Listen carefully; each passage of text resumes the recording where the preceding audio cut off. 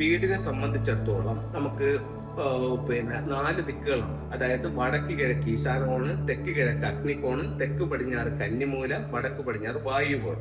അപ്പൊ നമുക്കൊരു വാസ്തുപുരുഷ സങ്കല്പമുണ്ട്. വടക്ക് കിഴക്ക് ഭാഗത്ത് ശിരസ് വെച്ച് തെക്ക് പടിഞ്ഞാറ് ഭാഗത്ത് പാദം വെച്ച് ഒരു വാസ്തുപുരുഷൻ കിടക്കുന്നു എന്നാണ് വാസ്തുവിൽ പറയുന്നത്. അപ്പോൾ വടക്ക് കിഴക്ക് നഷ്ടപ്പെട്ടു പോയ വീടുകൾക്ക് കഴുത്തിന് മുകളിലോട്ടുള്ള ആരോഗ്യ സംബന്ധമായിട്ടുള്ള പ്രശ്നങ്ങൾക്ക് സാധ്യത ഉണ്ട്. എല്ലാ വീട്ടിലും അത് വരണം എന്നല്ല പറയുന്നത്. അപ്പോൾ ഇത്തരം വടക്ക് കിഴക്ക് നഷ്ടപ്പെട്ടു പോയ വീടുകളിൽ ഇത്തരത്തിലുള്ള പ്രശ്നങ്ങൾ വരാം.